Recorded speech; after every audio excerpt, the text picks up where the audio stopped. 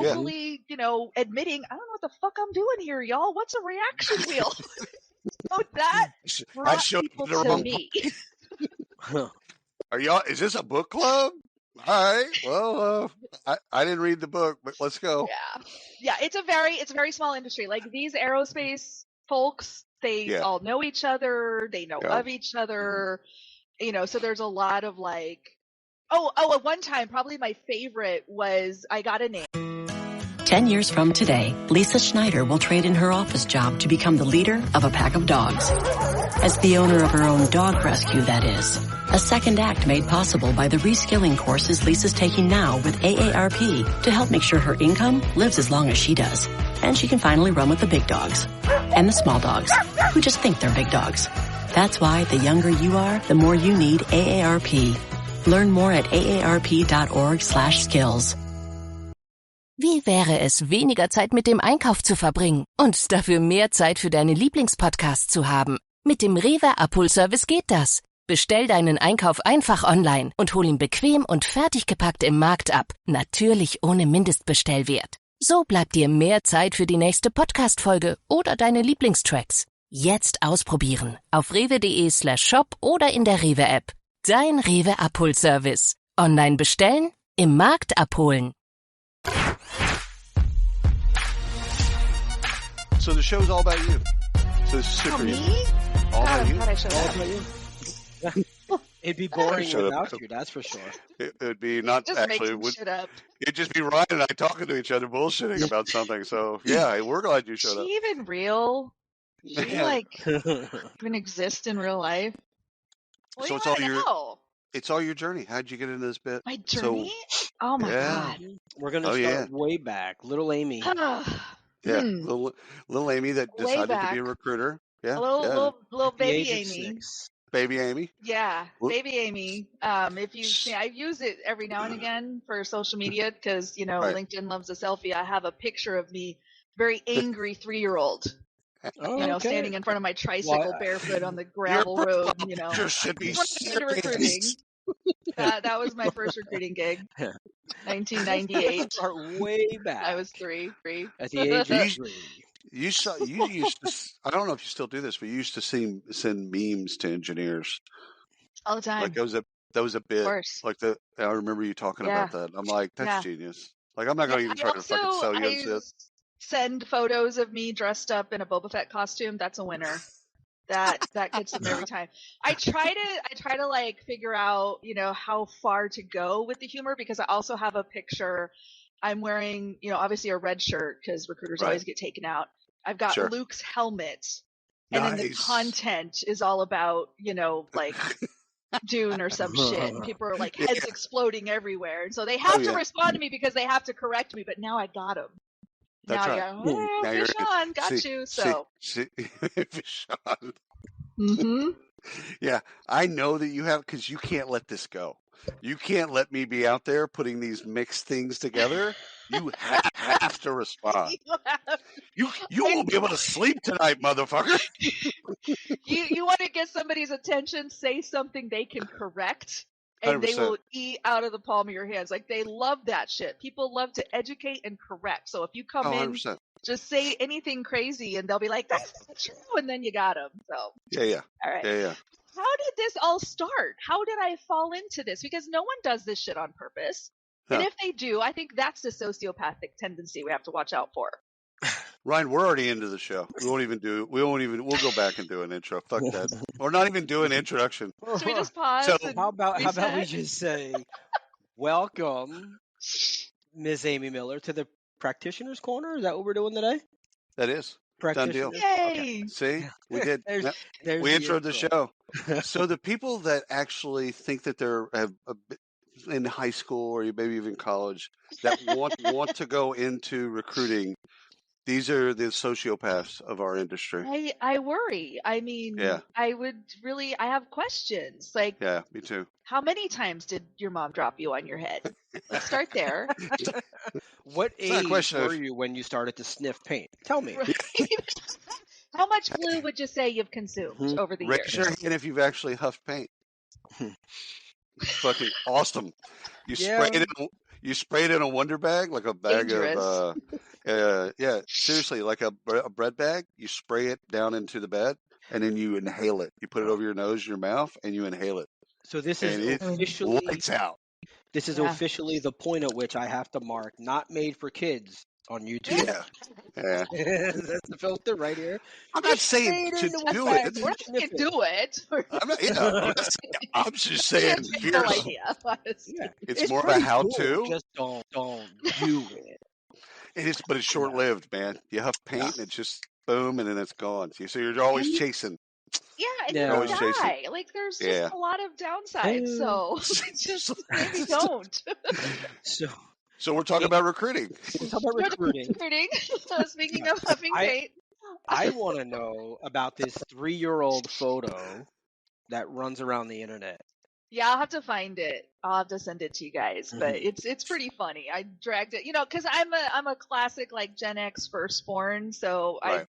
what baby book, like I have random photos every now and again that like were trapped under, my mom's Tupperware in the storage unit or whatever. But this is one that's just really kind of funny and super cute, and I've kind of got like a little Hulk pose and this angry face. Barefoot, stepping on rocks and shit. Like, it was pretty chaotic, but... Where'd you grow up? Kansas. What part of Kansas? Born and raised, Junction City. Well, I was born in Missouri, so I kind of did the whole, like, little Midwest circle. I lived in Missouri, Iowa, Kansas. Oh, my God. And, lived in like JC from, like, corn 8 patch to 19. Oh, yeah. Okay. Yeah. Corn patch to the corn patch to another corn patch. Bread basket of America, Tin Cup. Do you know one Kansas farmer feeds 92 people and you, sir? 100%. 100%. I'm happy about it, too. See, that was a billboard outside my town. Being from I'm not Texas, sure if that was here's the map of America. Here's the map of America when you're from Texas. There's California and some other shit that happens up there. And then there's New York and some other shit that happens over there. Florida, not sure about those rednecks. And then everything else in the middle is just a corn patch. It's just like they all blur together as the corn patch. Yeah. I don't hate that. It's just those corn patches, sir. That's the view as a Texan. That's the view. You're like, okay, California, they're doing some weird shit. In about a couple of years, I'm gonna be really into that. New York, same thing. Florida, we should probably sell that back to Spain. And then corn patches. I'm still trying to figure out if that was anger or educational. Oh, that was definitely anger. Yeah. Kind of definitely Midwest. Hey, we talking Midwest values? No, that's Midwest correctionalism. Just you. Yeah. You and 91 of your best friends. So shut the fuck up. I'm sorry. My bad. Hey, okay, so current gig is you're recruiting rocket scientists. Recruiting rocket scientists, building satellites. Wow. Yeah. Okay. It's crazy. I've been at this for 25 years. I've worked in tech for over a decade. Right. This is the wildest shit I've ever touched. I mean, what's that? I mean, are they even on LinkedIn? Like, is this a group? Like, how do you find these folks? Through their shopping habits. A little bit on LinkedIn. Like that. And kind of riffing off our earlier conversation about me annoying people with really terrible pictures and mixing fandoms. Reddit, Twitter. I'm always going to call it Twitter, by the way. That's just a hill I'm prepared to die on. So, 100%. But a lot of it is like, I made a really good friend, actually, a fellow named John who's retired from NASA. He's absolutely just the sweetest man, and he helped me out a lot. But I actually met him because I put out a plea. It was like, I have to recruit a reaction wheel engineer. What's a reaction wheel? Can anyone explain this to me?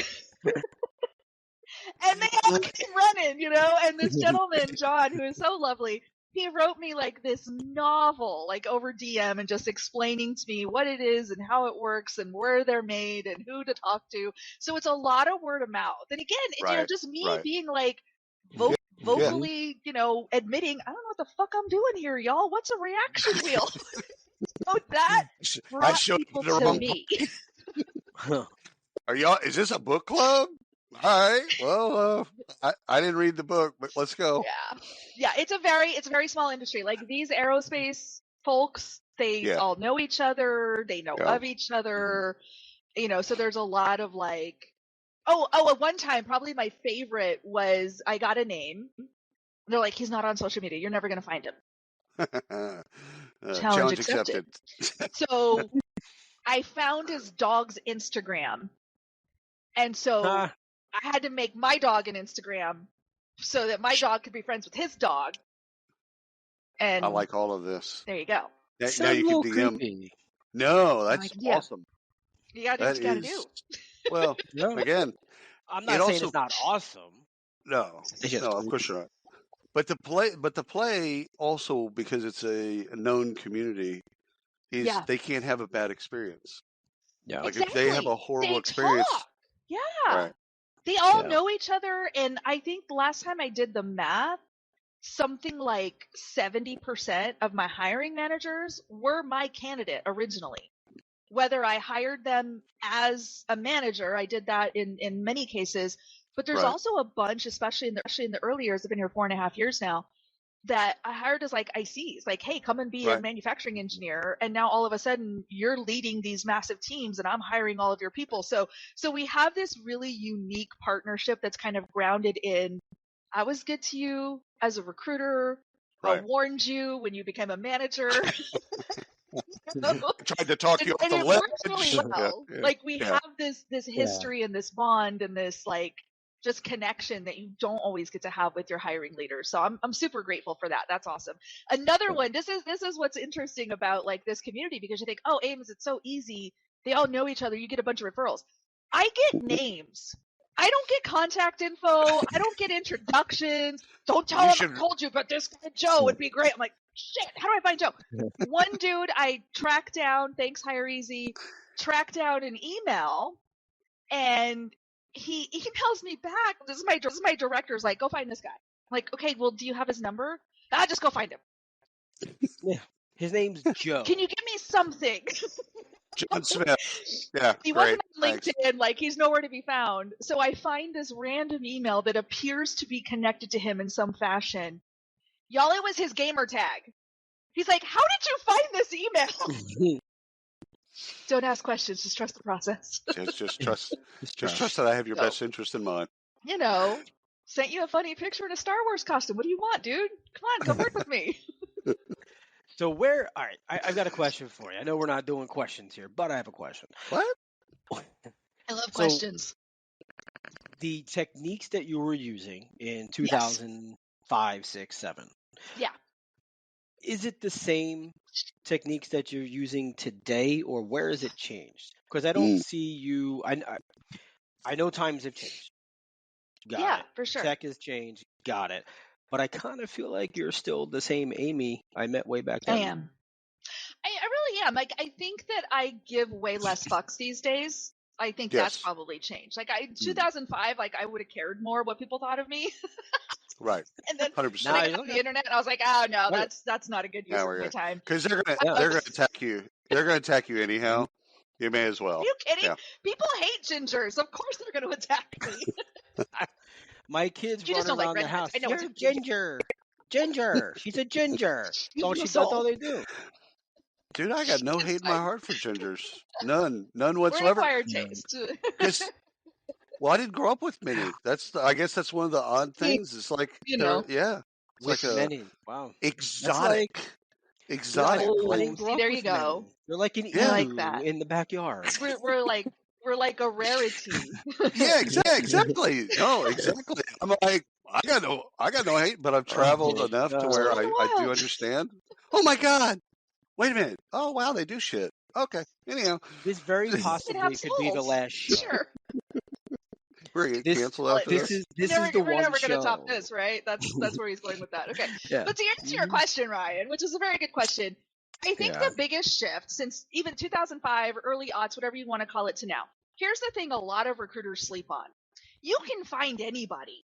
Right. That's not the hard part. We're all everywhere. We all have a social imprint somewhere, somehow. Okay, I can find your gamer tag. It wasn't hard. I'm not even that good of a sourcer, to be honest. Like, sourcing is not my strong suit.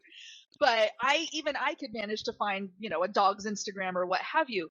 The engagement piece is what matters. That's the hard part. If you can nail engagement, and I'm not saying everybody should go send like freaking Star Wars pictures. I'm not saying that, because you got to be yourself. You gotta be you. Yeah. Like if I wasn't genuinely into Star Wars, they would know. And I've had people like test my knowledge, and I'm like, oh, honey, this is gonna be fun. Huge. So here's where I you school have to you. kind of pick your thing, right? And you have to be authentic, and you have to really nail that one-to-one engagement. Now, you got to do it at scale, and I get that. I'm doing high volume hiring right now. We're at a phase in the program where I'm hiring a lot of hourly technicians. So yeah, I got to go hire 100 people. How do I do that and maintain the one-to-one? Well, very quickly, first of all. Right. So, hardest wreck you've ever had? Oh my gosh. Like in my life? Yeah. Let's go. Oh man. I mean, the reaction wheel was fun. We already kind of touched on that one. I think probably backfilling myself. Oh yeah. So this goes way back. This is it's way like back a humble in like brag. the late 90s. That is a humble brag. Yes. Well, but here, I mean, look, we can find a lot of recruiters. It's so hard to find someone like me. Oh my God! How will I ever replace myself? How? What made it hard? This is no shit. What made it hard? I was promoted to branch manager because, in staffing, people drop like flies all the time. So I was like climbing over dead bodies to get to the top.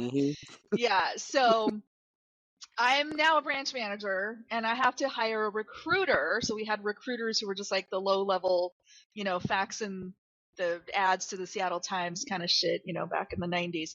And I had to replace myself. And I remember interviewing this young woman, and I was like, she's going to be great. And my boss is like, that's going to blow up in your face. I'm like, no, it's not. It's going to be fine. What are you talking about? She's wonderful. Well, we sent her to California to headquarters to go through training with our senior recruiter down at corporate, blah, blah, blah. Tell me why the VP called me 2 days later, screamed at me for 20 minutes because she got arrested at the airport for transporting drugs. They got a call from the hotel where she had taken a temp home, because this is back in staffing agency, and trashed the hotel. Like, it was a disaster. Like, it could not have been. And my boss is laughing. He's like, I fucking told you. I like her already. We kept tabs with her because this sounds like a person I know. We've got some questions. They made me bring her to the office and fire her. And she was crying. I don't understand. Why are you firing me? And I'm like, are you serious right now? Are we having this conversation? Let's go through the list of, Class A felonies that It's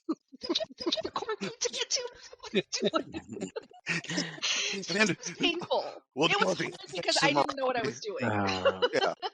Well, you probably wanted to empower women. I did. I mean, I was only like 25 or 26 myself. I was young and early in my career. I'd only been there a couple years myself in staffing, and exactly that. Like, I really wanted to I saw myself, right? I had that bias going on. Like, this is a young woman who's trying to build a career and trying to figure something out. And I gave her a chance, and I learned the hard way that there are just going to be some foundational things that we have to get right. So that sucked. But yeah. So was she transporting the drugs on company travel money? Yeah. Hell yeah. Yeah. Paid for her plane tickets, paid for her hotel. Nice. So I got a question about a little marijuana. It wasn't like she ended up in a Colombian prison or anything. She didn't have 3 bricks on her. Yeah, and this is 1999. This is long before legality and whatnot. But here's the plot twist. She was only caught because she was huffing paint in the laboratory. Right. All right. So, Amy, question about recruiters that come out of staffing versus corporate recruiters that come from a staffing background versus those that don't. I am of the belief that those that have some type of Kelly, Manpower, Adecco, whatever, they come out of that staffing world. I mean, even the old MRI, something like that. Yeah. They thrive in a corporate environment as opposed to people. Yeah, they for sure. Yeah. So do you prefer, if you're hiring a recruiter, Do you prefer, and again, preference, not necessarily bias, Mm-hmm. Mm-hmm. do you prefer folks that have a staffing background? Yes. With the caveats. Okay. It's not enough to have a staffing background. Ooh. I want a staffing background with proven hustle. We Oh, all nice. know those staffing kids that bounce around and every 9 months are in a new agency because you know about the 6-month mark. That's Where's right. your placements? Right. 7 months, 8 months, we're in a PIP, 9 months. I've now convinced somebody else to take a chance on me. So show me somebody who has the billings to back it up.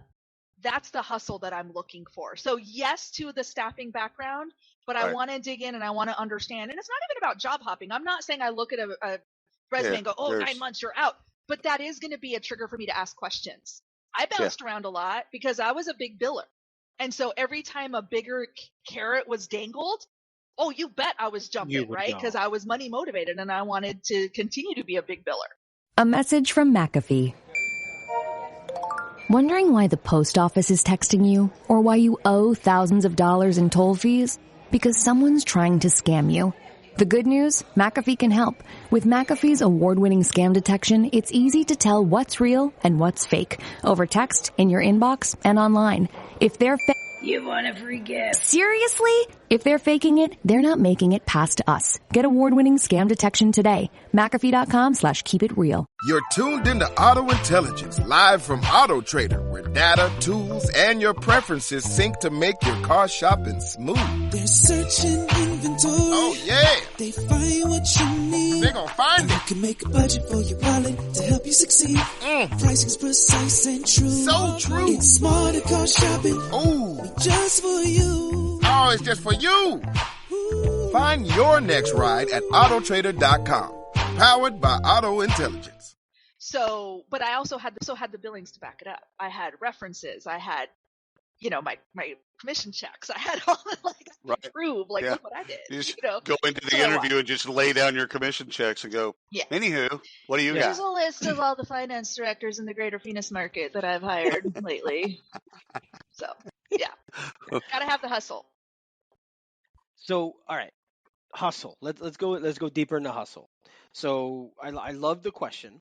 Does staffing agency thrive in corporate? I want to go backwards. Does corporate thrive in agency? Right? Does that transition work? But where is the intersection between the two? I personally, not that you're asking my opinion, but I'm gonna give it to you. I was. I was. Amy was. She was just like, shut the fuck up and let me answer the question.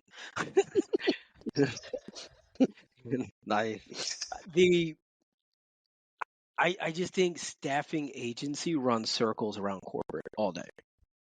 Good staffing agency people. Which circles, though? We need to clarify the circles. Can a staffing agency outsell someone in corporate? No doubt, right? Because you've built that muscle, and that's kind of the expectation, especially if you're full desk or 360 or what have you. And I get that. But here's where a lot of staffing agency folks maybe don't have the full package, because I can out-politic, I can out-politicize, I can out-maneuver, I can out, all of that. You can navigate. Yeah, you can navigate the internal workings. The inner workings better than most. Staffing folks can't do that. Staffing doesn't have that. You can build it. Yeah, you can build it. And I struggled with that. When I first got into corporate, I brought that sales, hustle, big biller mindset. And I had to get kicked in the teeth a few times and really whoa, we're here to actually solve business problems. It's not all about just slamming placements. And so there was a different muscle I had to build. My hustle served me well because I still made placements quickly and effectively, but I had to learn how to navigate the inner workings and the politics and the prioritization, because in corporate, you don't prioritize the biggest fee. That's right. You don't prioritize sometimes the easiest client or the nicest hiring manager. You prioritize the shit that moves the business forward, and that is hard. Yeah, that's a difference.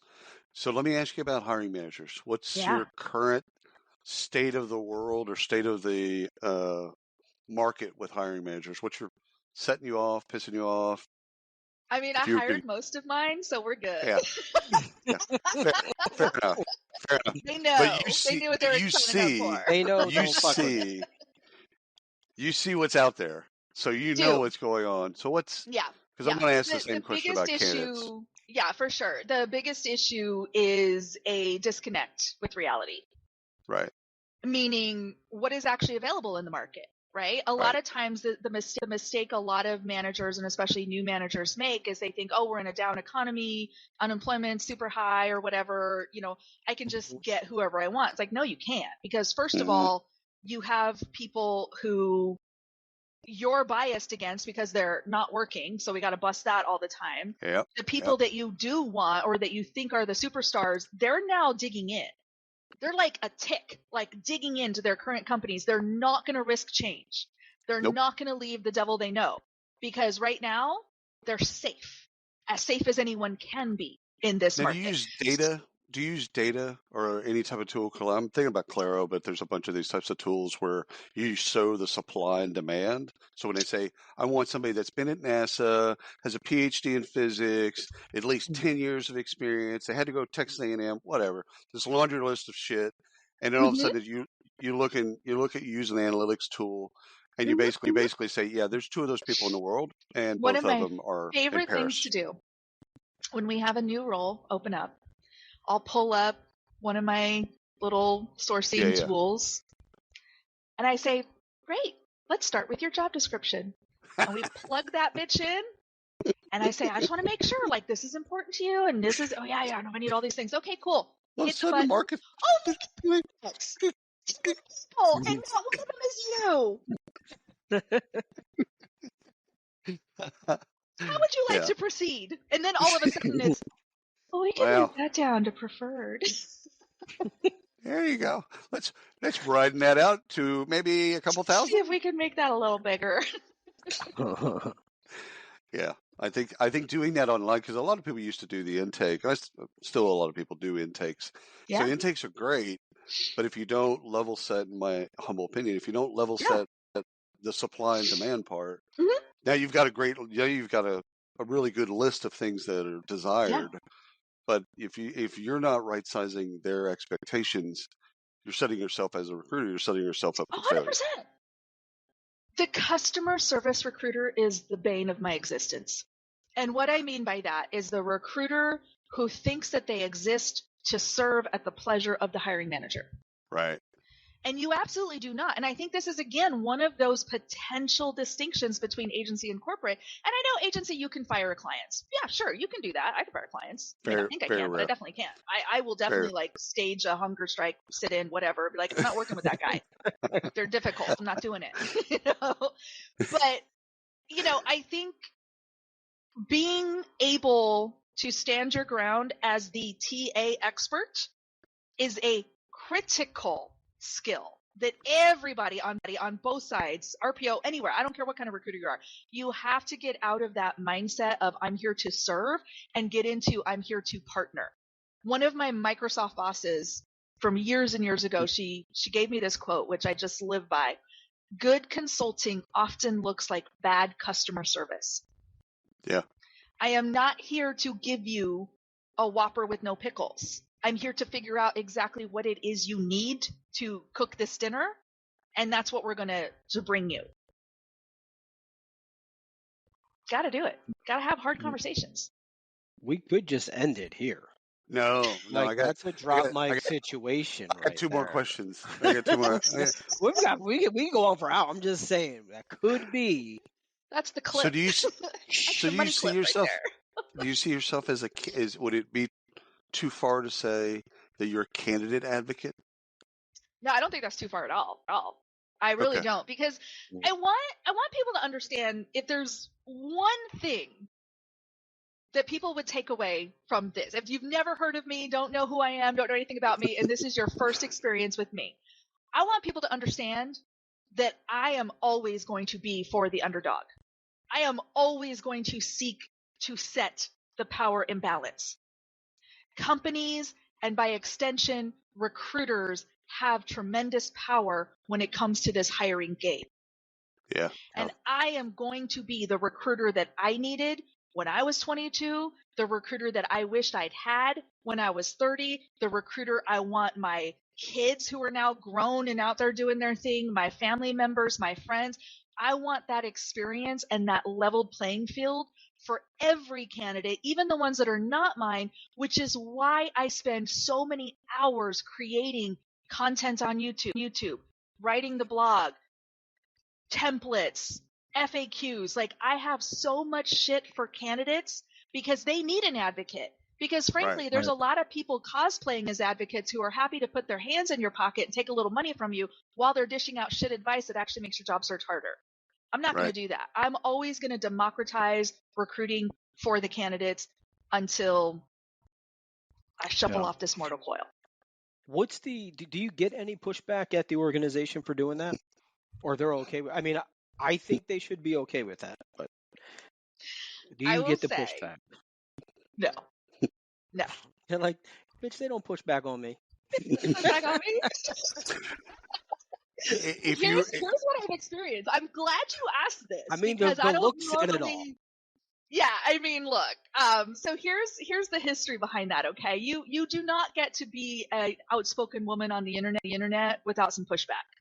100%. It's not going to happen. So I've had my employer tagged in post. Mm-hmm. I've had every single person I work with, I'm talking hundreds of people, get DMs from crazy people who demand my head on a platter. I've had investigations at multiple organizations because of my approach. My current employer is the only one that has not slapped my hand. And I find that really, really telling. Because 100%. I've had a lot, like in previous organizations where maybe I was expected to be, I don't know, googly, that they might be like, oh, well, we just have to be careful of the optics and we just have to, maybe you shouldn't. And I'm like, oh, so don't be myself? Cool, I'm out. But in my current organization, it is rewarded. Right. Like they appreciate what I'm trying to do. And frankly, here's the other side effect for any recruiters who are kind of questioning like, oh, should I be more vocal? Should I be more outspoken? I've made hires from my shenanigans. Right. I've had people like email me. They use my own scripts on me. Like when we're negotiating salary, they'll be like, well, I heard somebody say I should say this. Like, gotcha. I'm pretty sure. Or you're quoting me back to me. Thanks. That's Now, does a recruiter that's not performing at a high level get that same leeway? No, hell no. Or does the employer say you need to stop? Performance has to be there. But Ryan, this. Think about this from a sports perspective.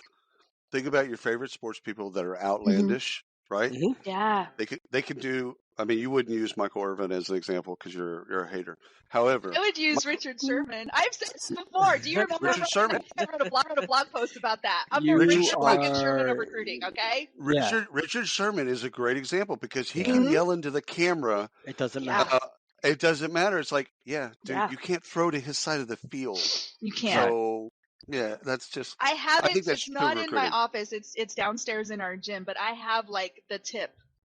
I have his his signed autograph thing, all thing. Yeah. Don't try me on football either because I know that shit too. But that's the thing. Like, and you also the other thing to know about Richard Sherman, you're not going to catch him slipping. That man has a communications degree. Okay, he has perfected this style. Yes. You are not going to catch him slipping. Everything that comes out of his mouth, he knows exactly what he said. He meant exactly what he said, and he dog walks people on the regular because he is a master of owning that PR spin. And he's my idol. 100%. 100%. I love that shit. But Ryan, to core your question is performance. You have to perform. With performance, with great performance, well, you can be as outlandish as you need to be, or truer to oneself that you want to be. There's a fine line, right? Like we want people to be authentic. And again, my employer, my leadership team, HR, legal, I've had them call me up and like, are you okay? Yeah, I'm okay. Okay, because that was really funny. They start laughing. I'm like, come on, man. No, I get it. But I think what's great about it is not only I have the performance to back it up, like I am kicking lots of ass and we're doing really, really well. My team is amazing, but we are seeing the benefits of it. Like we're getting good press from the people that matter, the candidates we want to come work here, the leaders that we want to engage with, like they like it. So if you get it, you get it. And if you don't, this maybe isn't the place for you anyway. And I'm okay with that. So you said something about women that are outspoken. Yeah. And I'm going to try and tie this together, but it's going to be really, really poor at first. So there's been, in the last 5 years, there's been probably a dozen porn stars and Instagram models. And this is where we go. Sure. No. There's someone on trial right now for this bullshit. No. I'll tie it together. We need to put you in a courtroom too. Come on. Because Instagram models and porn stars that have committed suicide because they were outspoken about something, and the blast back was so intense that they did. There's obviously they couldn't do something about it, and they opted out. And it's like I find that just fucking sad. It is because sad. Random people that they don't know impacted their life in that way. So and I, obviously my stage isn't that big or that visible. Well, it is now that you're here. I mean now that I'm here. I know where you're going with this. I don't like it. I mean, I don't know if we want to go there, but I think something that helped me a lot, because I had those moments, and I remember the first troll. This is, oh my God, probably Ryan, when you and I first met. This is like back in like probably 2010, maybe 2011. And I remember like somebody came after me on Twitter for something I put on recruitingblogs.com. They didn't like it. And I was horrified. And I went to the social media people and I was like, I'm so sorry, I fucked up. And I printed it out. Like, am I in trouble? Am I fired? And they started laughing. They're like, hi, Amy, welcome to the internet. Are you new here? Didn't know this was normal behavior. And so what has kept me grounded over the years is I'll read a mean comment or I'll see something nasty, on the internet or somebody just attacking me for whatever reason. And I say, Ames, is this person ever going to help you move or sit at your dinner table or buy your kids a Christmas gift? No. So do we care what they think? No. Nope. No. And that's it. I just put them in a compartment and I put them out on the curb with the rest of the trash. It is hard sometimes. Like you want to respond. Of course. You want to get it. Yeah. But once you get to that point, I mean, you know what? Want to or do? Yeah. I think I'll go as far as to say if you're not pissing somebody off, you're not pushing hard enough. So like people that want to play it safe, and want to define that as you wish. If you're playing it safe and you're being neutral in everything that you do, it's vanilla. Like you're not going to be missed. Does it ultimately help anyone? No. That's the thing. Like, because again, if I think about what is my North Star, why do I bother doing all of this shit anyway? Obviously, I could get off the internet tomorrow. It's not going to change anything about my day job. I'm still going to be employed. I'm still going to be able to hire. I've got a team of sourcers who are owning all the front-end candidate generation stuff anyway, so they're killing it. Like, a lot of my work is like behind-the-scenes strategy shit anyway. I don't need to be on the internet to do a good job for the role and level that I'm currently in. There's benefits to it, of course, which you've talked about, but I don't have to. Right. But if I think about what is my North Star, why do I bother? It goes back to democratizing recruiting for the rest of us. I am so sick to death of the privileged tech bros, no offense. I'm joking, not you guys. Oh, there's a lot of that, right? There's a lot of like career coaches and hustle bros that are out here talking about, you should never have to apply ever. You should just wait for all the Lamborghinis to show up in your driveway. And it's like, bitch, that doesn't work for the rest of us. Yeah. Hustle bros. So I'm always going to focus on being a recruiter of the people. That's I like that. you just dropped an HGTV show on us, Hustle Bros. That's the new one. Ooh. Oh And yeah, then she very went nice. rock. She's the Really? We've recruiter never of heard the that before? people. I use it all the time. So you I've guys never don't listen. heard that before. See? I've heard it. But Neil Brennan's comedy special on Netflix, he does a bit on Hustle Does Bros. he? Oh, I gotta go So watch it. you got to go I gotta watch it see because it. he Oh, says Gotta see all it. these guys that clap when they Mhm. first do the thing. Yeah, I'm you'll so laugh. out of touch. Am I the only You one that got- works around here? I'm not going Ryan's to just answer living that. his life, raising his kids. Leave him be. I know. Jeez. So has anyone ever changed your mind over the internet? See, this is the shit that keeps me up at night. I mean, people have changed my opinion about them. So yes, does that count? Oh, that doesn't count. That doesn't I'm count? Okay. talking about you That being definitely pro counts. something. No, you're being pro something. Let's say I love Ooh. Dr. Pepper is the most important drink ever made. Blah blah blah blah blah. And then someone convinced you over the internet that that's not true. Kind of. Okay, I I need to remember know. I need to know about this. way back in the day, I was listening to Madam Carmen Hudson on Oh, Recruiting Animal Show. love And her. I was listening to her. This is before I had ever met her in person, and then like Right. still fangirl a little bit every time I'm like, oh shit, she knows my name. Oh my god. And she has a But book out. does she? Oh shit. She Okay, does. I need to pay attention. But I remember listening to her talk about recruiting in tech, and I was not in tech yet. I was still working for a very small company, corporate, and I was doing everything but tech at the time. And she was having this whole like conversation about dress codes and you don't dress up. And I remember like freaking out, like, oh my god, that's not true. You have to, if you don't wear a suit, it's my company, blah blah blah.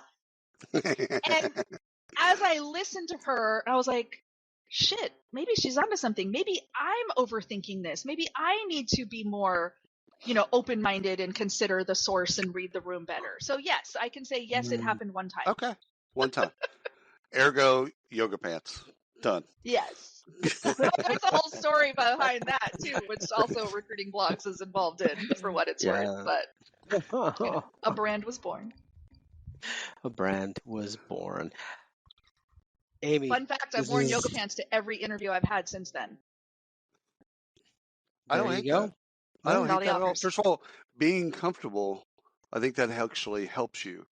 It's So easier. whatever your outfit is, again, it could be I yoga can pants for focus. some people. Yeah, I I'm don't have not to worried think about just focus. advice you'd give your younger self. So what would you, again, that 22-year-old Amy, when did you first start staffing? I'm going to say 22. Sorry. Oh, no, I think I was 24. Okay. I just 24. turned 24. Yeah. You just get the job at Mm-hmm. Kelly Services or wherever the bid is. Done deal. Little Yeah. angel appears, gives you a bunch of advice. Mm-hmm. What's that advice? Mm-hmm. Find a mentor sooner. Oh, cool. Yeah. I spent a lot of those early years, especially in staffing, male dominated. Like the first agency I worked with was a little boutique firm. We did drivers, like delivery drivers, things like that. We had automotive and pharmaceutical divisions and lots of dudes. And nothing wrong with that. I love dudes. I have sons. I have a husband. Love dudes. Sausage factory. Got it. Yeah. Right? Yeah. But I was the only, in fact, when I was first promoted to branch manager, I was the only female branch manager. And we had like 26 branches all over the United States. Wow. So there was a gap of people that I felt like I could lean on, I could trust, I could learn from. And in hindsight, there definitely were male leaders who would have been that mentor to me if I had been smart enough to ask, if I had,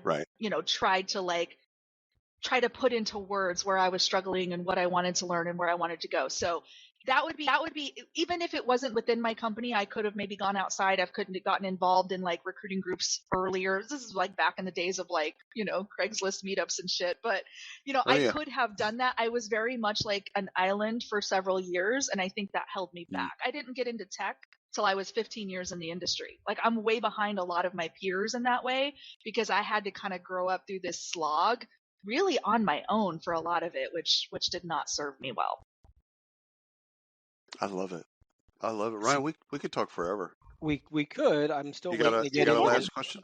No, I'm waiting to get into the story of Amy. We still haven't gotten there. We've just been The talking story of recruiting. Amy. Oh No, gosh. I'm Well, kidding. This I is think your we've nibbled. story. Yeah, Yeah, this is we've your nibbled. story. It is your We've story. nibbled, No, this we've nibbled around the edges.